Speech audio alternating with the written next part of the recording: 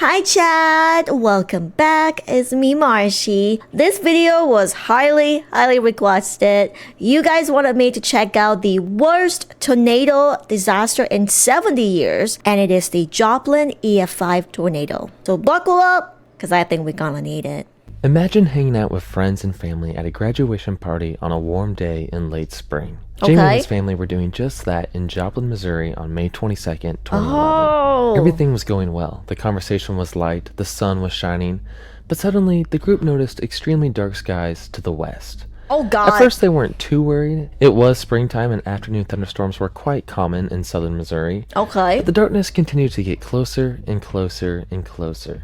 The birds went silent, and the wind began to pick up.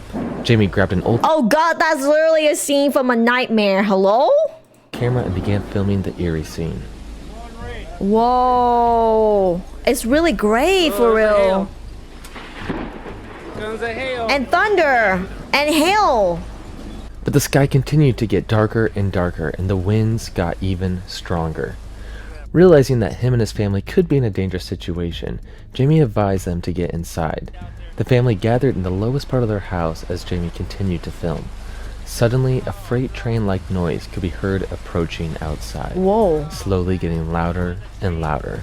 The home began to shake and glass could be heard breaking upstairs. Oh my God.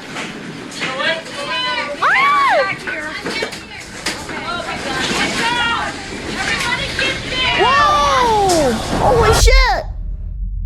But the family stayed calm, stayed low, That's and good. as quickly as it started, it was over. Jamie and his family had just encountered a mile-wide EF5 tornado. But luckily That was mild? Oh my God. for them, their house was on the very edge of the tornado, not quite within the direct path. After the That's event, why. Jamie filmed the destruction. While the second It's not even in the middle of the path, and the tornado is still able to make this much damage? Yo. story of his home had an entire wall missing, That's the house was overall crazy. intact. However, they were lucky, as the same could not be said about their next-door neighbors. The neighbor's house right across the street had been completely destroyed. In fact, it was one of over 7,000 houses that were destroyed in Joplin, 7,000? Missouri on that Sunday. Every Did I hear right? And it happened on a Sunday?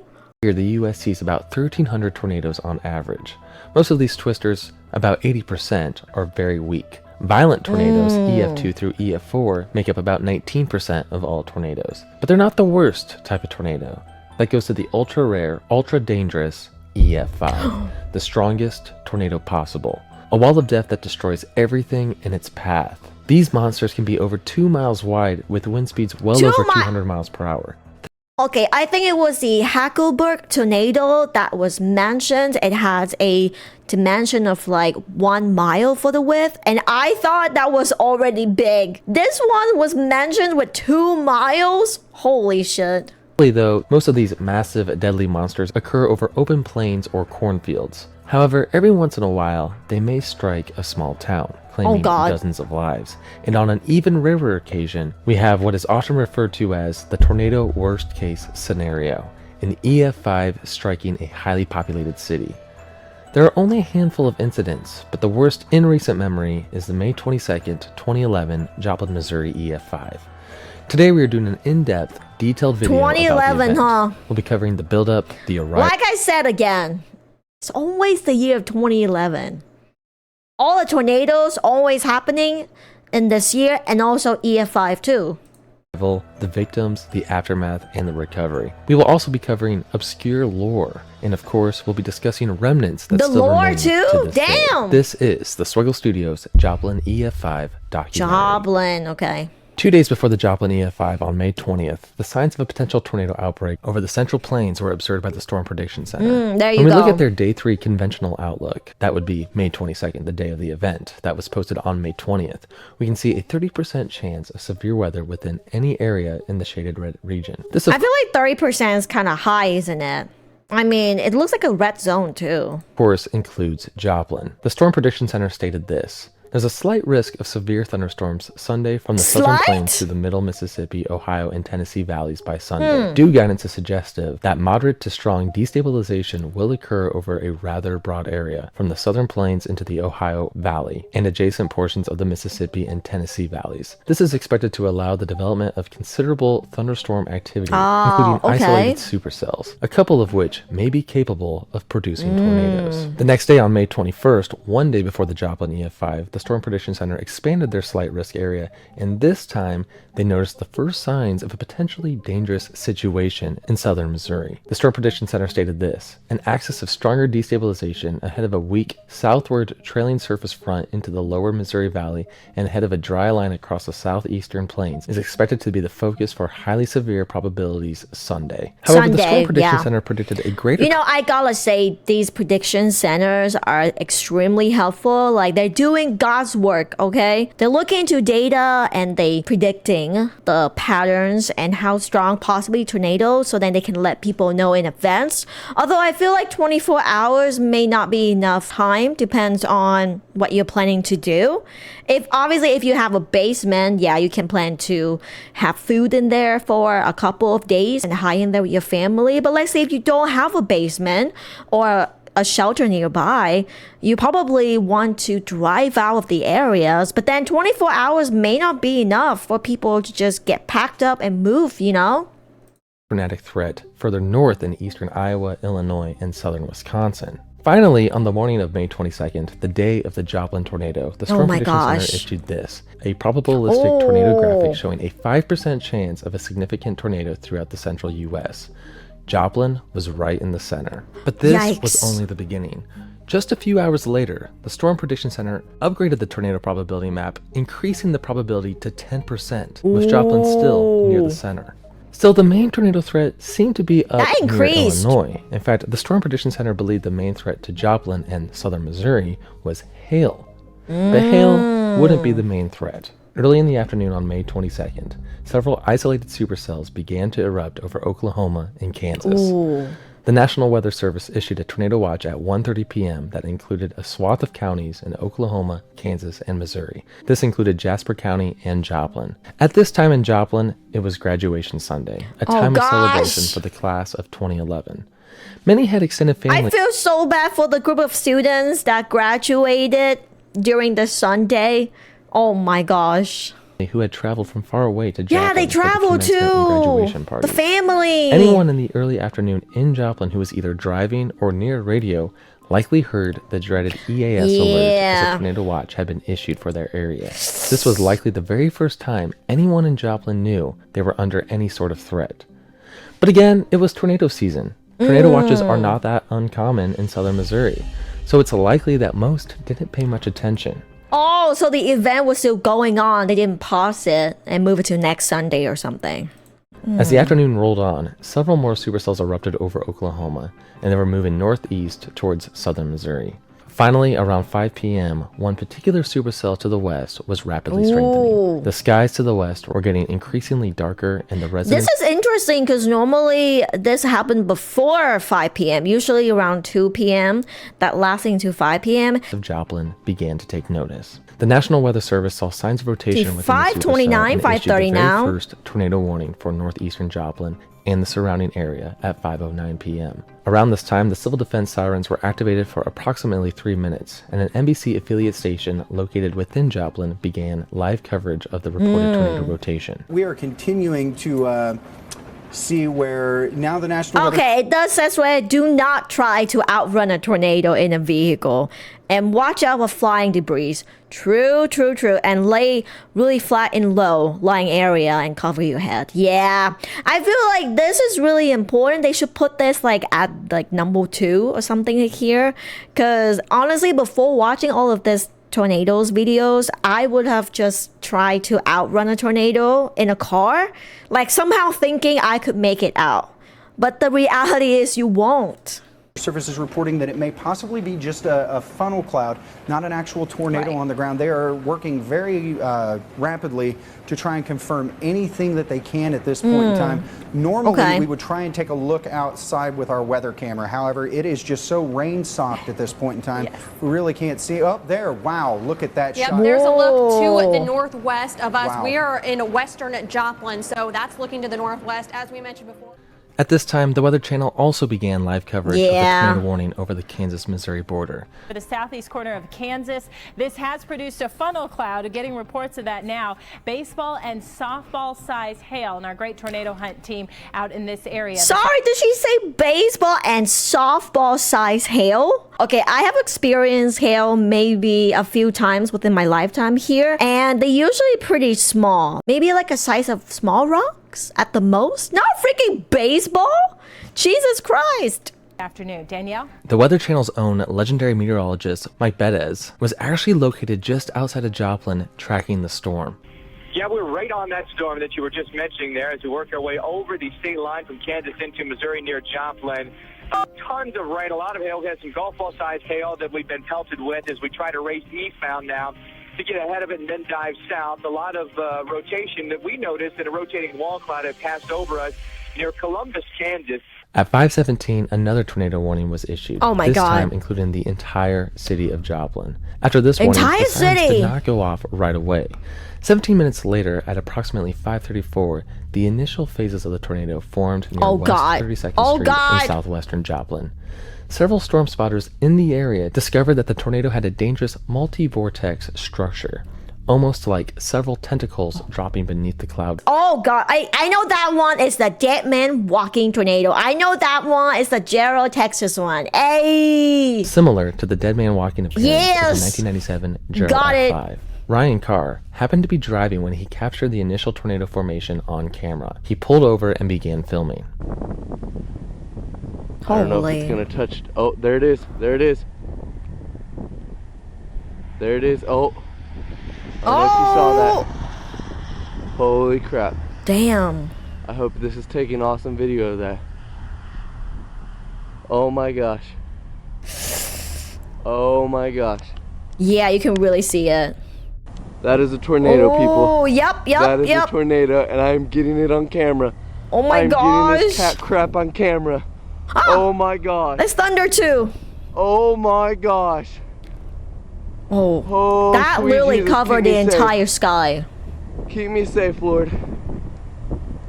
Keep me safe. The tornado organized quickly, going from a multi-vortex cone tornado to a wedge in only a few seconds. Yeah. Joplin's tornado nightmare had officially begun. While still in its initial weak phases, the tornado did cause damage along West 32nd Street. Oh God. Mobile homes were destroyed and the tops of trees were blown off. The very first signs of damage can be seen via Google Earth. The satellite imagery shows a few downed trees just south of 32nd Street. You can also see the sporadic nature of the multi-vortices creating strange looping patterns in the forest. You the can first see that. victims of the tornado can be seen on South Ashwood Avenue and other subdivisions nearby. While still relatively weak at this point, likely an EF2 or low-grade EF3, the tornado was quickly gaining strength and size, and many in Joplin were not even aware of the threat. It had been nearly 25 minutes since the tornado sirens last sounded, so many in Joplin had already left their shelters and returned to whatever they were doing. Now, when it comes to cliche tornadoes, we tend to think of picturesque cones that can easily be observed from a distance. This tornado in Albion, Illinois in 1990 is a classic example of that. Yeah. This is what the general public thinks a tornado should look like. That is true. The Wizard of Oz tornado, if you will. Yeah. And sometimes they do look like this. Like this. I mean, until I saw the Dead Man Walking Tornado, then it totally changed my mind. Right here is a storm chaser's dream. However, the Joplin EF5 was not a typical tornado. It was a rain-wrapped wedge. One of the most dangerous tornadoes one could ever encounter. Night or nocturnal tornadoes are incredibly deadly. because you simply cannot see them. Well, this, you know, in one of the video I mentioned that all of the tornadoes always happen in the afternoon. Like, are there no nighttime tornadoes? And you guys commented saying there are nocturnal tornadoes, and that was my first time discovered. Oh my gosh, they actually happen during nighttime too. And I think, is Joplin one of the nocturnal then? Because now it's approaching the 6 p.m. evening time, and it's just beginning. Same can be said about rain-wrapped tornadoes.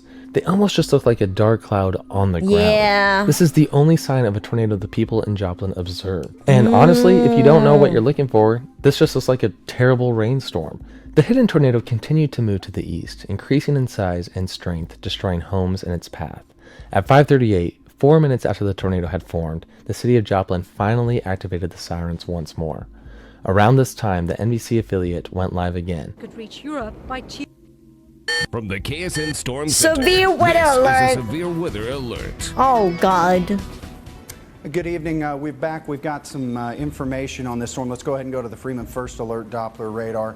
Galena is reporting, trained weather spotters in Galena are reporting now sightings of funnel clouds. Caitlin, you were telling me about that just a moment ago. Now, this coverage by KSN is very interesting to watch and is honestly one of the most frightening pieces of tornado live coverage that I've ever seen. During the live coverage, when they switch over to the tower cam, you can actually see the tornado shrouded by rain. But it is hidden. It's hard to notice, especially if you're not really looking for it. But there it is, a killer behind a veil of rain. Take a look at the reactions from the meteorologists covering the event. At first, they don't quite see the tornado, but when they finally notice it, it shocks them. But we do have National Weather Service personnel stating that Galena has a public report of a funnel cloud. Public report meaning that one of their trained spotters hasn't seen it, but there's our tower cam. What was that? That would appear to be a power flash. That could be from a lightning strike, but that is the portion of the storm that we have been concerned with. Tornado sirens once again. Tornado sirens once again going off in Joplin. Those are definitely power flashes that we are seeing on the ground. We're seeing on the ground. We are continuing to follow this. Oh my God. In time. Caitlin, I'm going to let you take over for a minute. Yeah, Jeremiah, right now it does look like there is a tornado on the ground in the southern portions of Joplin. Jesus Christ. Here it is taking out those power lines. You can definitely gotten worse. Everybody, if you live in southern Jasper, northern Newton, take cover. Yes, please. Right now. Please. Take cover. Yes, take cover right now. But you can definitely hear... Yo, you can hear the panic in their voice. They're like, take cover right now. Like, it's happening right now. The panic in their yeah, voices. That's what Remember, I said. There was only a small likelihood for tornadoes. Most experts, including the meteorologist shown here, were not expecting a massive wedge tornado, especially one that formed out of nowhere. Continue to take cover from this storm. We can see that. Yeah, continue. Do not go out. Do not. Continuing to track that. In this point of the coverage, you can really understand what a rain-wrapped tornado looks like. I mean, look at that. You can't see anything. Yeah, I can't see. Dangerous situation at this point in time. Meanwhile, the commencement address for the Joplin class of 2011 had recently concluded. One member of the class was 18-year-old aspiring YouTuber Will Norton. Oh my gosh! Will was a charismatic and popular student at Joplin High School, personality traits that can easily be seen on his YouTube channel. After the graduation ceremony, Will Norton was driving home with his father Mark Norton in their Hummer SUV. They were only a few minutes behind his Aunt Tracy and his sister Sarah. At this point, the tornado was at about an EF5 strength, crossing near Iron Gates Road. Once Tracy and Sarah made it back to their house, they could hear the tornado sirens wail across the city, and they noticed just how grim the western sky looked. But they couldn't see the tornado as it was indeed rain-wrapped. Sarah was understandably worried about her brother and her father, Mark. Around this time, she received a call from Mark asking her to open the garage door. Only a few moments later, Sarah could hear chaotic sounds coming from her phone. Sarah stated this: "He was telling my brother, pull over, pull over. I heard the tornado whipping them around. I had a feeling that they were flipping around in the air. Oh my God. It was just really scary." Will and his father Mark were heading down South Shefferdecker Avenue approximately here when the tornado struck their vehicle, flipping it into the ditch. Will's seatbelt ripped and he was sucked from the seat through the sunroof. Mark remained in the vehicle but was severely injured. After the tornado had passed, Mark was taken to a nearby hospital and gave details on what happened. Will, however, was nowhere to be found. Search parties were organized, and it wouldn't be until a few days later that he was discovered in a body of water right next to the road where the vehicle flipped. this body of water right here. It is believed that Will Norton was the first victim of the Joplin EF5. This photo of Will... He was so young! Oh my god! See, when it comes to like young people getting swept up in these type of tornadoes, like I can't help but feeling super emotional, and especially if they just graduate high school, you know, like they had so much planned for their future. With his diploma was taken only an hour before he passed away. Oh my gosh! Will may have been the first fatality in the disaster, but unfortunately, he wouldn't nearly be the last. The tornado continued to head east through Joplin, tearing through several more neighborhoods. The next victims of the tornado would be Glenn and Lori Holland on South Oliver Avenue. Glenn was an avid shotgun shooter who was very well known within the community. He would often post on shotgun forums. He was also an Air Force veteran. Just to the east of the Holland house was the Joplin Elk Lodge. Within the Elk Lodge, 4 additional fatalities occurred. After the event, several other Elk Lodges within the area traveled to Missouri to help Will you look at that? Holy shit. Listen, I've seen so many aftermath of tornadoes in these videos, and they never fail to make me feel some type of way. Clean up the destruction and rebuild. But just to the east of the Elk Lodge was the St. John's Medical Center, a large hospital, and the tornado was heading straight towards it. Oh no! The staff at St. John's had been alerted of the approaching threat. Nurse Kevin Kepley was on the 7th and top floor of the St. John's Medical Center as the tornado hit. Kepley stated this: "It was like it was midnight," he said. "So we started taking cover and the windows busted and debris was flying. There were 9 of us in a 2x2 room with the patient." Oh my god, 2x2. Hospital security footage shows the dramatic impact the tornado had inside the hospital. Oh god.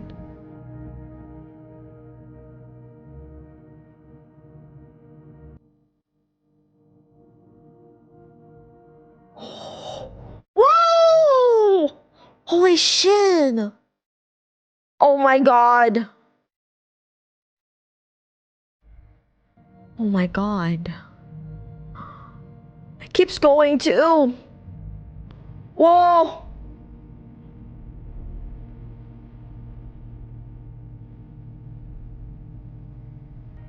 my god. And then just dark. They lost power, huh?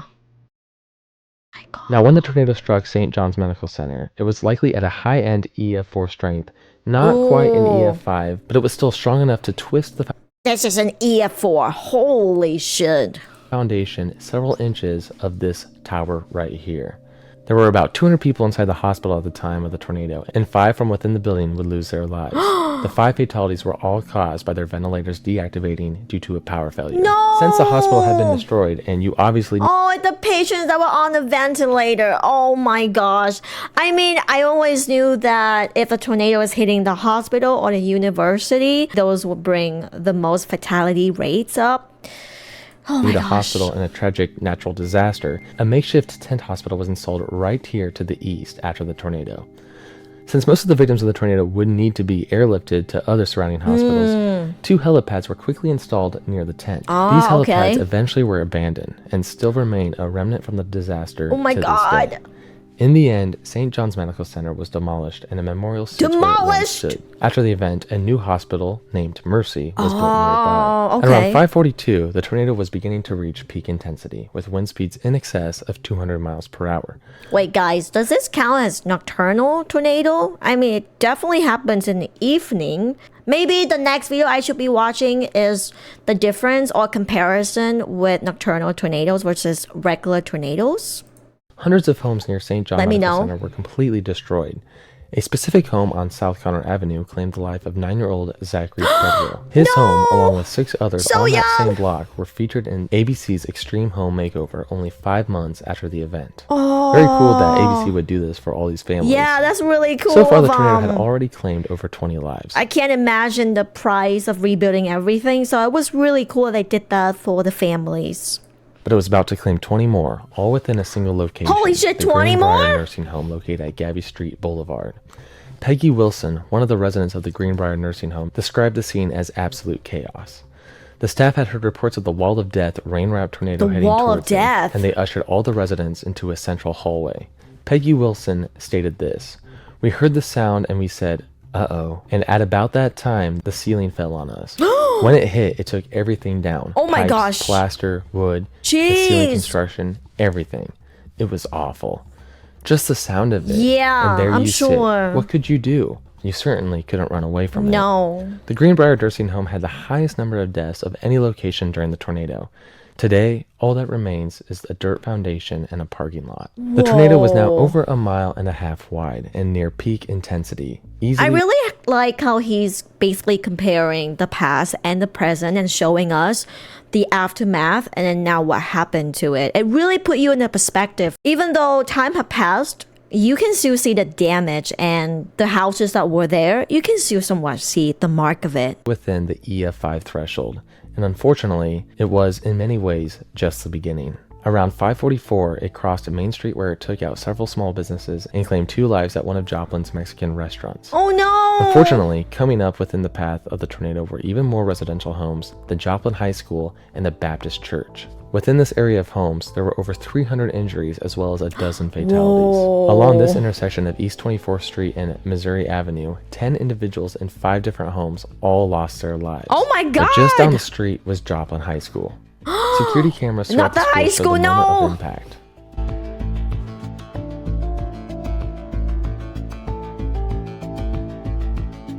Oh my gosh. Whoa! You can... Oh my gosh! Jesus Christ. Yeah. Hearing one thing but seeing it is another thing. Whoa. Everything is destroyed, basically. You can't even see anything anymore.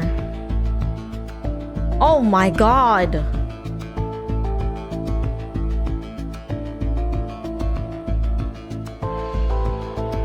Ooh.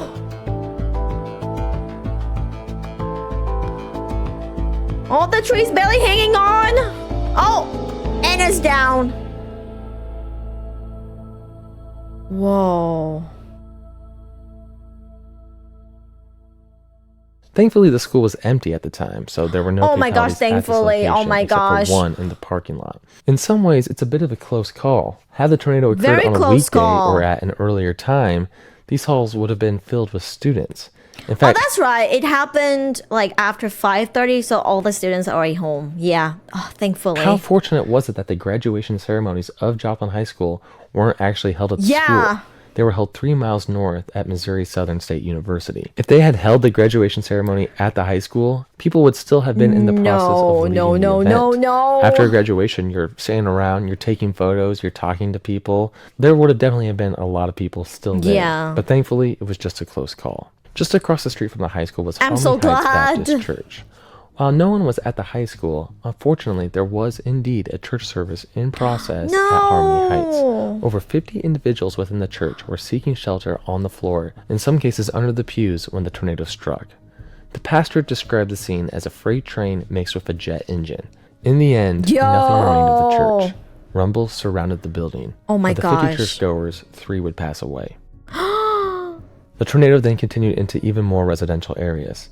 Here at the intersection of Connecticut Avenue and East 20th lies a sprawling apartment complex that took a direct hit. Surprisingly, not many apartment buildings were actually hit by this tornado. Really? But there was this specific one where 8 people lost their lives. It was now 5:45 and the tornado was at its peak. I wonder what's the death rates for this tornado. Joplin, because if I remember correctly, the Hackleburg was, I think they took away 70 something lives. I have a bad feeling that Joplin may be taking more than 70 lives. Of 1.25 miles wide. Unfortunately, up ahead of its path was the heavily trafficked, very busy Rangeline Road, the commercial business district of Joplin. This is where you had all your restaurants, all your shopping outlet malls. This in some ways was the It's gonna be busiest part of crowded 'cause it's Joplin, Sunday. and the tornado was heading straight towards it. Situated on Rangeline Road were a couple of storm chasers who were able to capture the rain-wrapped tornado heading towards them. Storm chaser Rich Hamill, along with 4 other storm chasers as part of the Silver Linings storm chasing tour, were stuck at a red light in front of a Payless shoe store approximately here. They were behind another Silver Linings storm chasing van that was communicating via walkie-talkie. As reports of the tornado began coming in, several members of the group began filming the ominous horizon. We're going to keep going south. We're just going to get out of the way of this thing. Very ominous, indeed. Good if we were on a hill then. We That's the rotation. The compass just off to the southwest here. Hey, Matty, can you show us? See, get this light to turn so I can get that. Yeah. So I just saw that big power flash. Whoa, Oh, great. Trees. There's a big power flash. There could be lightning too. Could be lightning. Lightning, yeah. It's too low to be lightning. The light's very, very low. Oh my god. No, you see it, you see Lots it. of power flashes. It's like power flash. We need to get out of this town. Holy Jesus. Yeah. Large. My goodness. We're in the firing line. It's right there. Oh. Really, really bad for this town. It is. I'm worried. Oh my God. Oh, look at the power flashes. That's 135. Oh, please. Lift. Lift for Christ's sake. City and bloody big. The traffic lights are off, so they lost power in the city now. Lift. Oh my All God. the street lights and the traffic is off. Oh. Where? These videos have always captured my fascination, and I've Yeah. talked about them several other times on this channel before, but they really do an excellent job of painting the horrific scene and terrifying vibe absolutely. of an approaching tornado. They almost have like a Cloverfield vibe to them. At first, they don't see the tornado, they only hear reports and see a dark wall of clouds. But at one point of the video, the massive wedge appears and they quickly come to terms with their current situation. Right behind us. 4 o'clock. Yeah, you can really see it. Oh god. Holy shit. That means it's past it. Yep. Freaking go, people. Go, just go. Oh, no, alright. It's behind them. Oh, good. Good. Oh my gosh. This Chaos! is bad, really bad. Jesus. That's a monster, this. Oh my god. Power flash. It is Lots of I flashes. feel sick right now. Very sick. Jesus Christ. Oh, no. Oh my god, this thing's massive. Oh, there goes power. Oh, my foot. Oh my god. Yeah, it's a monster to wait. It's huge. Definitely some incredible footage, especially when you see the power start to go out in the buildings. Absolutely insane. Thankfully, they were able to barely escape and get onto the interstate. By the way, this is what Rangeline looked like before the tornado in the video, and this is the exact same area right afterwards. The Joanne does not look the same ever again. Holy shit. If they were there for only a couple minutes longer, they could have been seriously injured or worse. In fact, at one point in the video, one of the individuals in the group suggests potentially seeking shelter at the Home Depot situated here.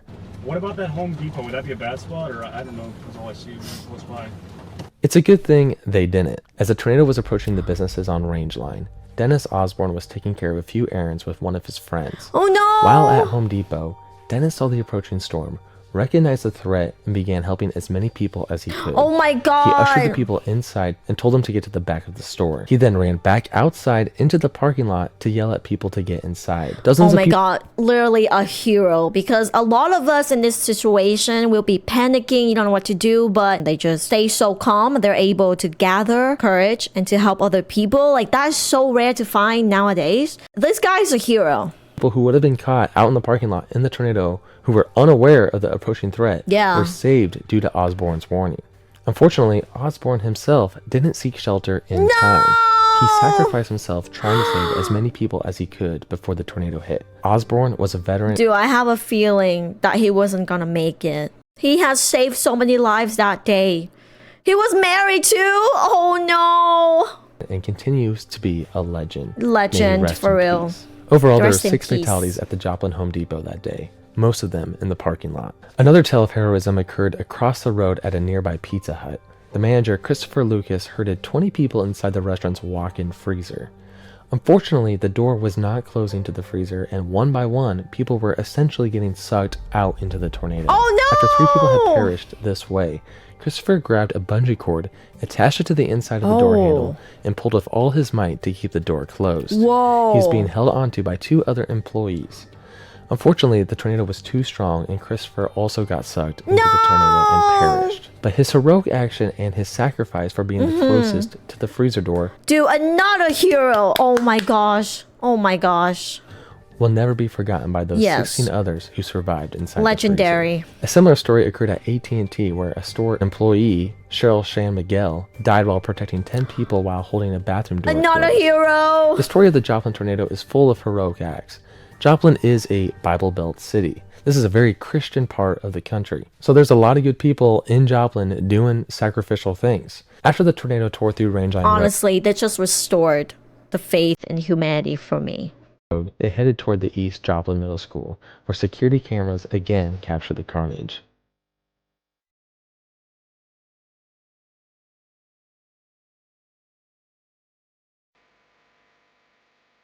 Oh my gosh.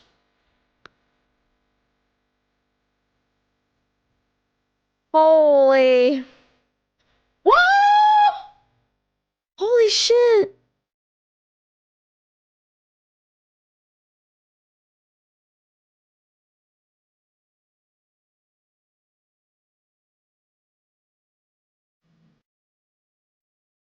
Oh my There was God. some good news, though. The tornado was finally good beginning news. to weaken. Oh, But thank it still God. continued to tear through many residential areas, claiming more lives in the process. At this point, it started shifting to the right to the southeast towards Interstate 44. Injuries. In fact, nobody, at least that I could find, died on the interstate during the event. After passing over the interstate, the tornado began to weaken rapidly, all the way down to an EF1. It tracked for a while over the countryside, but dissipated shortly after. Okay. The Joplin tornado nightmare was finally over. Oh, thank God. If there's one word to describe the residents of Joplin's reaction shortly after the tornado, that word is disbelief. They thought they were just going to encounter another typical afternoon thunderstorm. Yeah, no. But no, Oh their my lives gosh. and their city would never be the same. No. One of the best reaction videos I could find shortly after the tornado comes from a video posted by Phaedra driving down Rangeline Road just after the event. Jesus. She has local news on the radio, so we can also hear the media's immediate reaction. And she's actually driving the opposite direction of the Silver Linings tour. Unbelievable scenario. Joplin has taken a direct hit from a tornado, and it appears the damage is unbelievable. Yes. The scope of the tornado is still unknown at this point, but we continue to monitor the situation and continue. I mean, you can see the sky is coming back to a normal color now. It's no longer gray, you know? Try to get reports as fast as we possibly can. But once again, Rangeline Road, complete devastation. This is going to be a long recovery process for the city of Joplin. Yeah. As we build back from the rubble, and still waiting to hear possible injuries and the possible loss of life. But this is going to be a dangerous scenario. That's why we encourage you to stay off of the roads. Let emergency management do their job. Are you recording? Let them take care of what needs to be taken care of, because there are many people who are in desperate need of help at this hour. What's interesting is they have no idea, absolutely no idea how bad the situation actually is. In fact, they see some minor damage, like very light damage at first, and they make a big deal out of it because they have no idea what's coming. That we're not ready.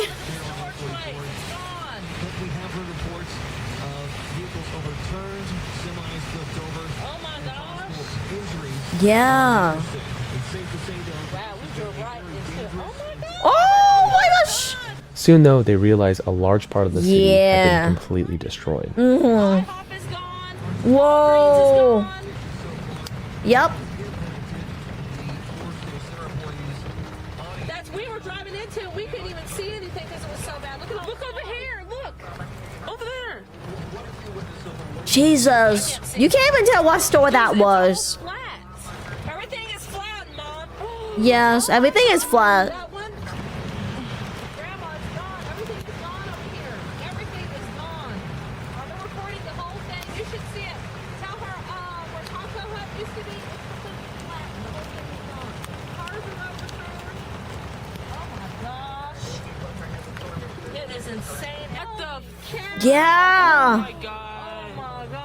This is horrible. It's completely flattened over here. It's crazy. Yup. Oh my gosh, like mountains of debris, cars, pieces of what the store used the to Joplin be. tornado quickly went from local news to statewide news, all the way to national news. National news too. Tower and St. John's all being hit. This is a major situation. We're gonna devastation in Joplin, Missouri, on an almost unimaginable scale. Whoa. Homes obliterated. Cars piled up like toys. Jay Nixon has sent a search and rescue team to Joplin, where a tornado killed at least 89 people last night. Jennifer. Every major news station sent journalists out to cover the damage. Now, since Mike Bettis happened to already be in the area during the tornado, I mean, I predicted that it was gonna have a bigger number of people passed away during the tornado than the Hackleburg one, but like to almost 90 to 100.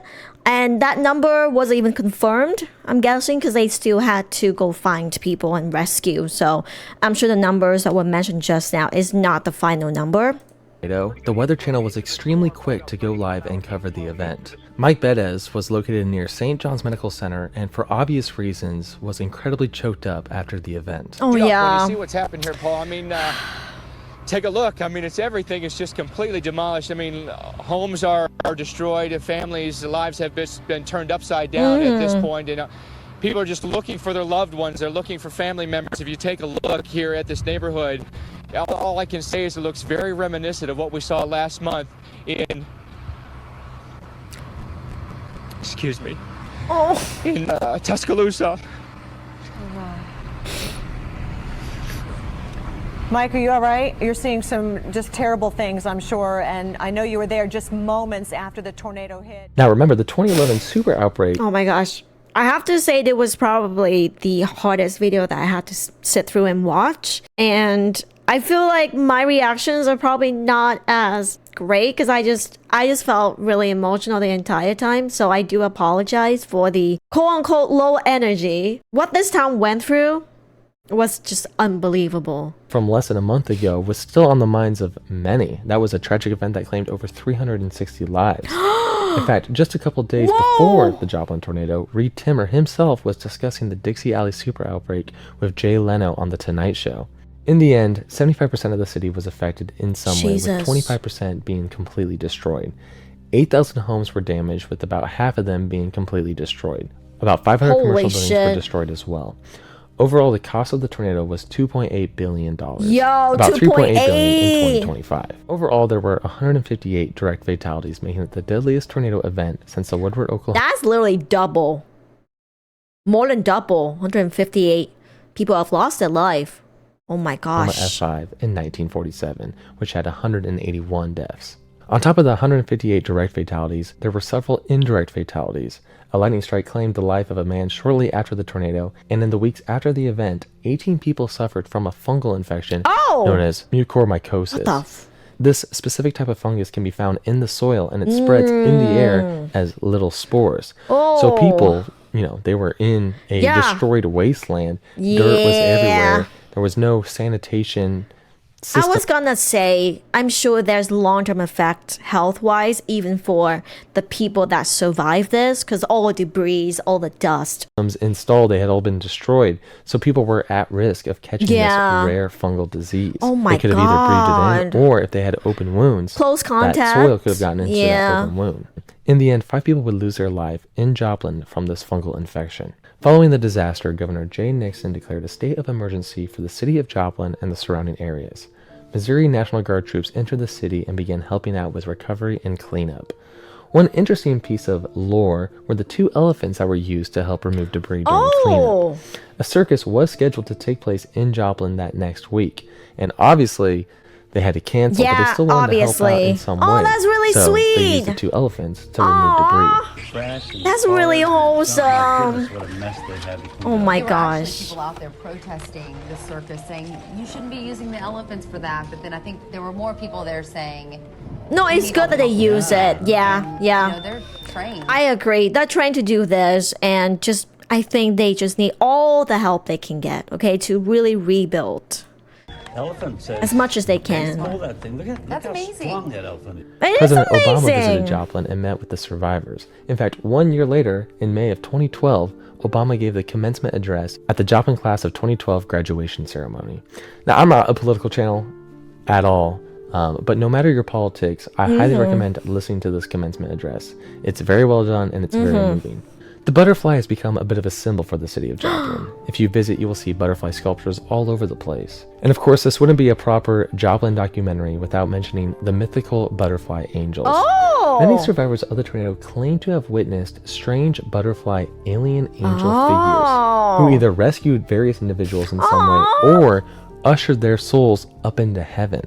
In this damaged building, Emily says she felt I love that he mentioned that lore. I remember on this shoulder, a hand touched me like right here, and they told me everything was going to be okay. It's actually really weird, but ever since then, I'll be walking outside and a butterfly will come and land on me. Actually land on you? Yeah. Now, a lot of these stories come specifically from children. In fact, apparently it was pretty common after the event for children in Joplin to draw these strange creatures at school or at home. Pretty weird. Now, obviously the situation was incredibly traumatic, especially for a child, so who knows exactly what kind of tricks a mind can play on someone who is going... I mean, it's possible a lot of people that went through traumatic experience, they always describe having some sort of phenomenon happen to them, whether it's an angel or a guardian protecting them. I truly think it is possible, and also it's something that our minds create to give comfort to us after experiencing something that's so traumatic and that you're unable to forget about it. So your mind create a comfort feeling. So if you remember a traumatic experience, it will be paired with something heartwarming. But still an interesting piece of lore. Yeah. Let me know your thoughts Very on these interesting. strange sightings. Well, that concludes the story of the infamous and horrific 2011 Joplin EF5 tornado. A truly worst case tornado scenario. I can and see one that. that we hopefully will not see for a long time. Thank you so much for watching, and we'll see you I hope next time. not. This was a really well done video. It was definitely a hard watch for me. And of course, thank you so much for watching with me. I hope you have a good day. Thank you. Bye bye.